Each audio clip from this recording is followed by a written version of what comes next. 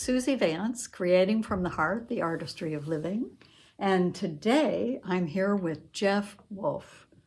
So, Jeff, what is it that you do? Tell me a little bit about your career. You want me to start at the beginning? No better place. Okay, well, Just in a nutshell. In a nutshell, I started out in the construction field, and then I got into sales, and then I got into recruiting, finding jobs for people. And a couple of years ago, I retired, and I'm starting to get busy now with some new types of things that could actually lead to a job. Isn't this amazing how every time we retire, we really reinvent ourselves? And that's true. All. That is true. And I felt that at first, I felt a sense of guilt that I wasn't working all day, even though I waited till I was 77 to retire, and I shouldn't have felt guilty. But now I'm busy enough that I don't know how I ever found time to work. Isn't it the truth? Yes, it is. It is. And so one of the things that started to happen recently is I had prepared some slideshows on people's lives showing the legacy of that person. And through word of mouth, somebody asked me if I would do that for somebody recently, and I did it for that person who was an acquaintance but not a friend, not family.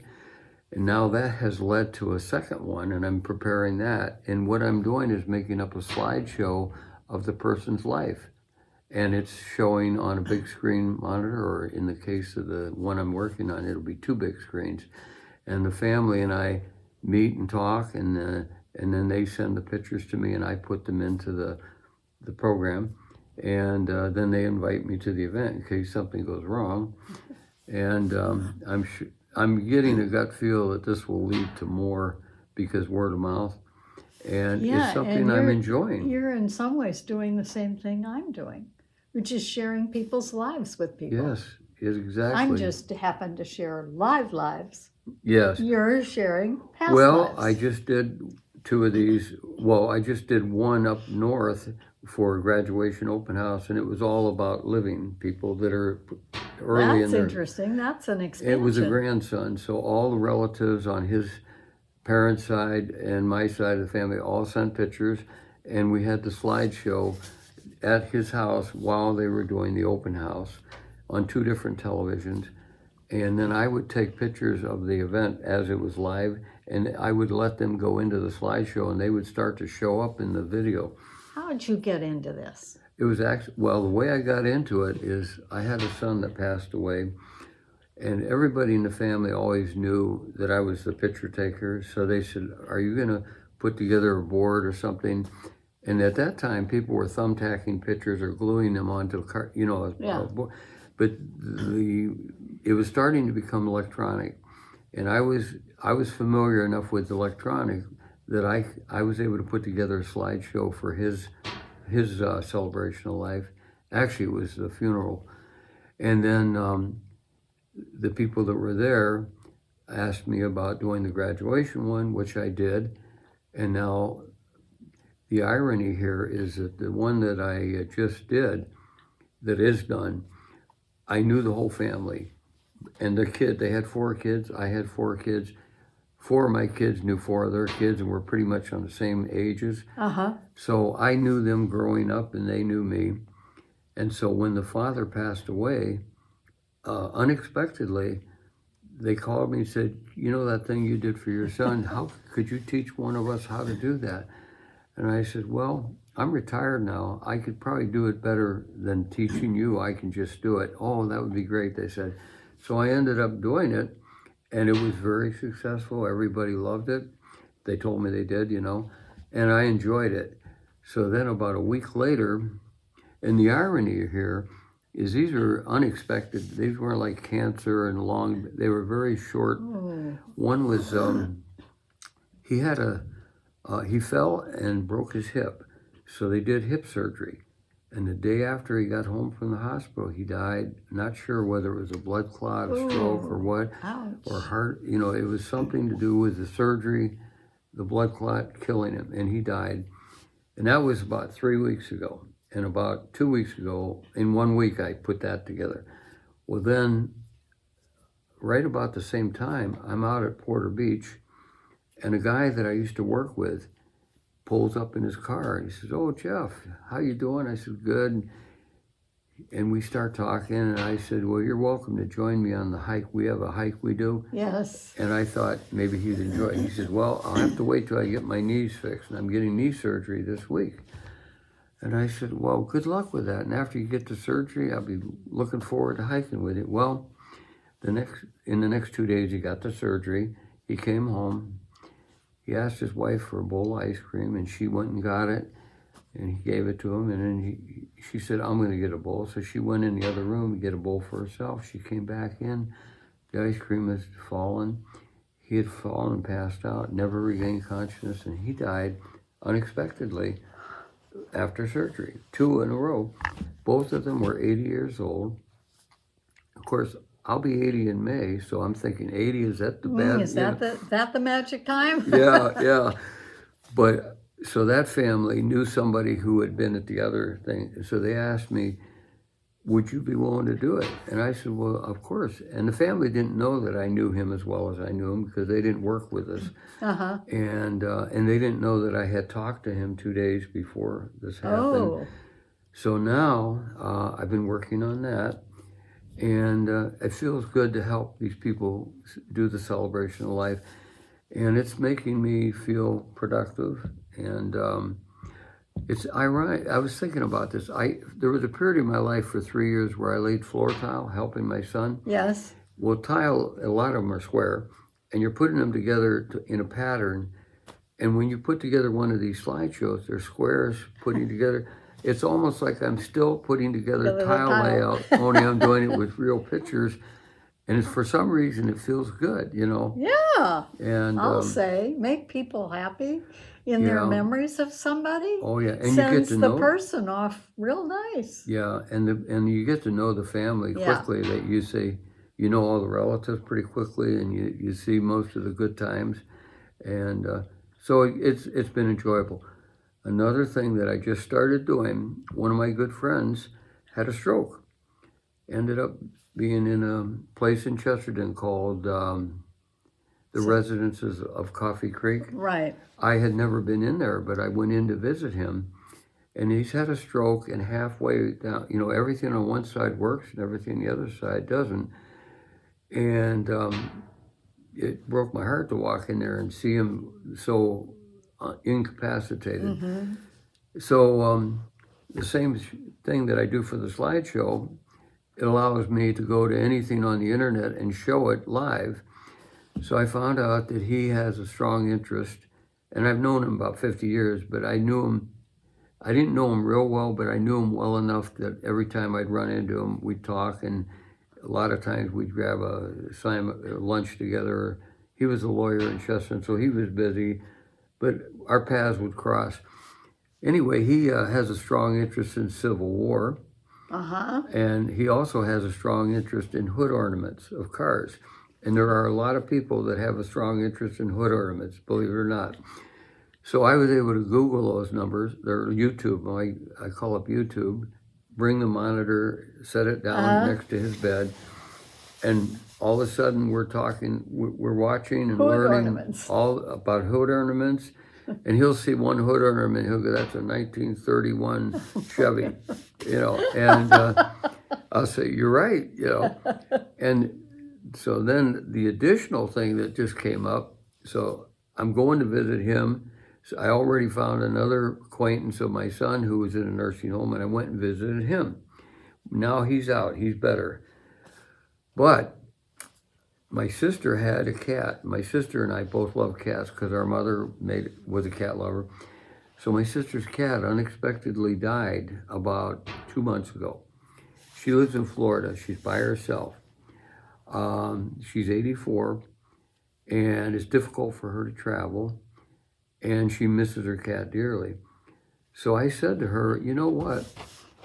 I think I could bring the cat down to Florida on the plane." So I called Allegiant Airline, and they said, "Sure, it's $50 each way, but it's worth it to have the cat," because I would have the cat with me instead of having somebody back home take care of it. So for the last week, I've been taking the cat different places to socialize it and to get it used to riding in the car carrier, the plane carrier. And so the next step I'm thinking, I went in the nursing home I told you about, and I saw people petting the dog. It was somebody's dog, and they were getting a lot of enjoyment out of it. And it's sad when you see these people sitting there alone, nobody visits them, and sometimes they're like this, Right. and it just breaks your heart to see that. You think, my gosh, don't they have a family? Doesn't anybody come see them? And talking to some of the staff, they say they don't get many visitors. If you bring your cat, they love petting the cat. And then I thought, well, I also do slides, pictures of scenery. I've taken thousands of pictures of I've scenery, seen some of those. and those are enjoyable to look at. So I could bring my little monitor in, plug it in, have it show pictures, have them pet the cat, talk to them a little bit, and add to their day. It's certainly much better than watching TV. Oh, yeah. So, I mean, this might, where between the slideshow presentation, visiting the senior citizen homes, and just sharing, trying to make the people feel a little better, I could see where I would enjoy that. And it's something that it seemed to come natural. You have a whole new career. Yeah. Yeah, as long as I don't have the magic 80 endpoint. So, Jeff, if somebody wants you to do this stuff, do you give out your phone number? Yeah, I would do that. I would do it. Now, I can't be always doing it totally for free because it does take time. Yeah. But what I thought about is if somebody said, I would say whatever you feel it's worth. And if they wanted to give me a gift certificate to a restaurant or something, that would be fine because that's money I didn't have to spend to eat at a restaurant. So I would entertain that. Okay, so where do we find you? Do you have an email or a phone number you want to share? Well, my phone number, and it's text or talk, is 219-926-5015. And my email is jeffrwolfe@gmail.com. Now, I haven't decided to make this a business yet, but it's in that gestation stage where it's starting to feel like this is a destiny that's taking its own energy. But the difference is you can choose when you want to work and not. Right. And It's I could not do like it. you have a boss. No, and I could also do it like when I'm visiting my sister for 2 weeks. Yeah. I can still work on it. I can do the whole thing on my phone. Oh my God. Yeah, or an iPad, but I'm so used to the phone's easier for me. And all the ones I've done so far, which is 4 or 5 of these, have all been done on my phone. And the beauty is I can add something at the last minute during the event, and it'll suddenly appear. Awesome.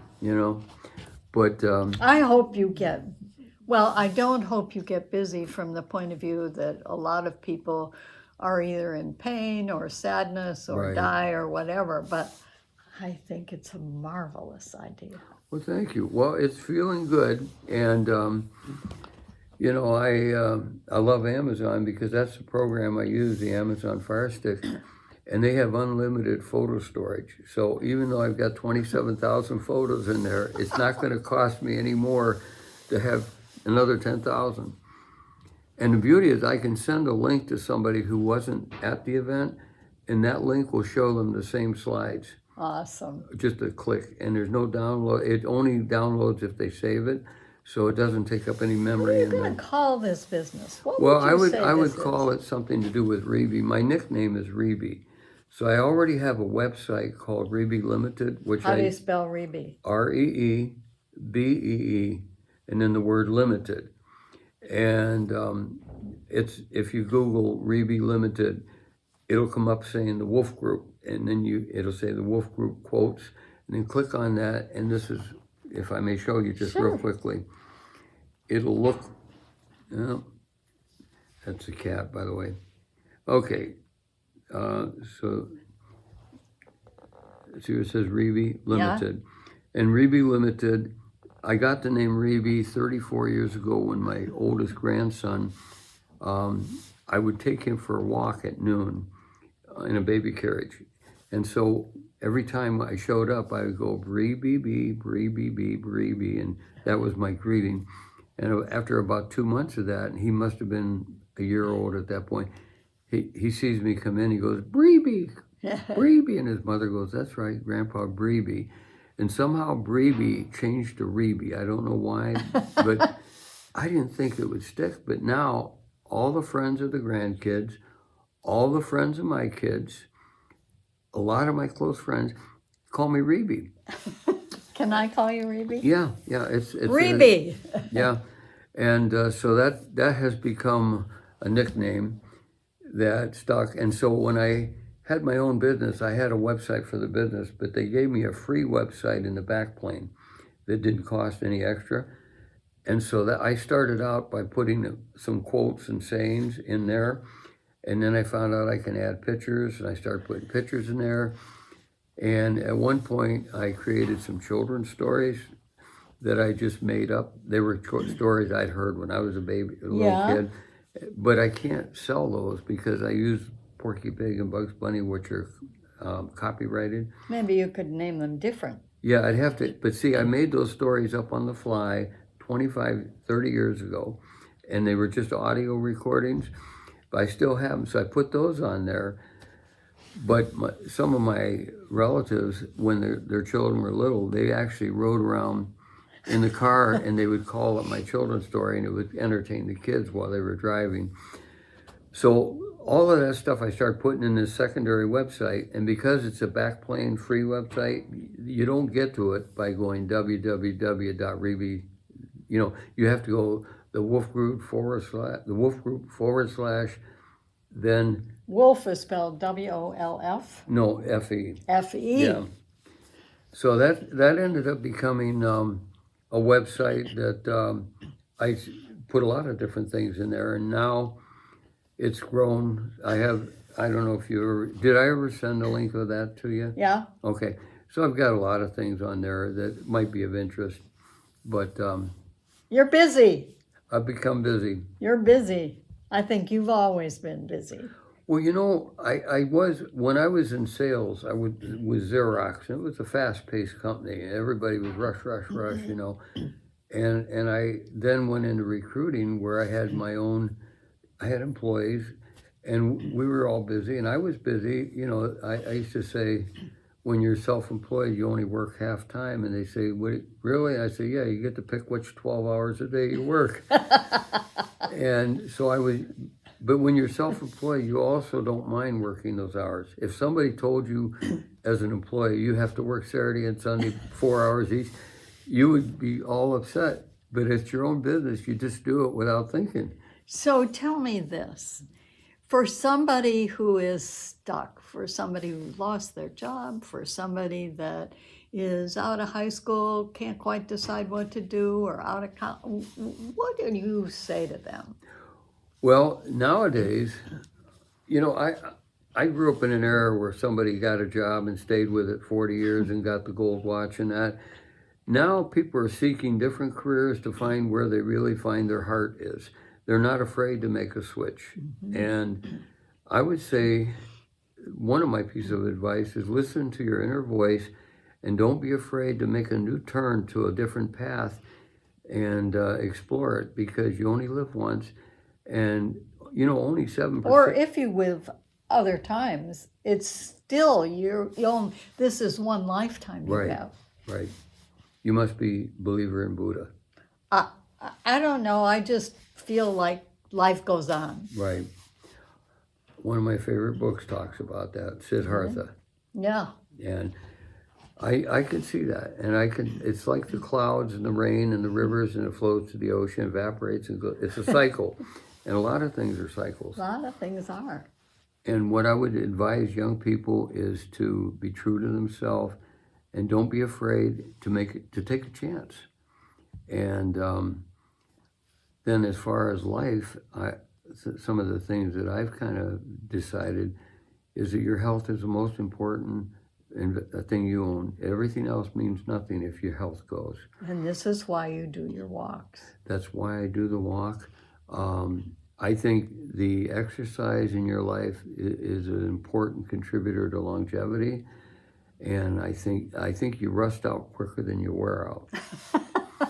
And The other thing that I've learned is important, and I kind of learned this without thinking about it, but I've been in active jobs where I communicate a lot and I'm talking to people, so I was never lonely. But I'm hiking with people. Some of these people do live alone, or they don't have a lot going on. And I'm not saying that negative, but they love it. They seem to like the hike because of the social as well as the hiking. And somewhere I watched a movie. It was called The Blue Zones, and it was about people all over the world that lived to be 100 years old or more. And the common denominator that seems to come up over and over is socialization, where they have other people they talk to on a regular basis, and then where they walk, they have maybe stairs leading up to their house, and they eat a variety of things, and they have a sense of humor, and they just they try to have a low stress life.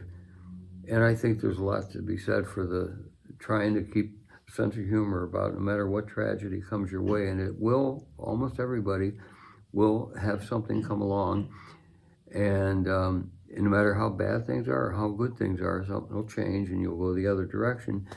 But you've got to learn to always see the glass as half full, in my opinion, and try to make positive lemonade out of the lemon. You sound like you've been talking to my mother. Is that how she felt? She said both of those things all the time. Well, now my life, I've had some stress. I've had 2 of my children die. That's a high stress activity. Oh my goodness. When that happens, it shakes you to the core. And what got me through it, what really got me through it was staying active, trying to stay active, and trying to be positive. And trying to contribute, I think. Yeah, and when you help someone else, you get outside of yourself. That's right. It helps you. And try not to sit around in a pity party feeling bad. Try to help somebody else who maybe has a problem, and before you know it, your problem seems less. And I would say that's important to try to do that. And Sounds like you've had the rich, full life. And you're not done yet. I hope You're not. still reinventing yourself. I probably am more in the last couple years than I did before, yeah. But I appreciate you asking me to do this. I love it. I'm totally love it. Thank you, Jeff. You're welcome. Creating from the Heart, the Artistry of Living, Suzy Vance. We'll see you next time. Bye-bye.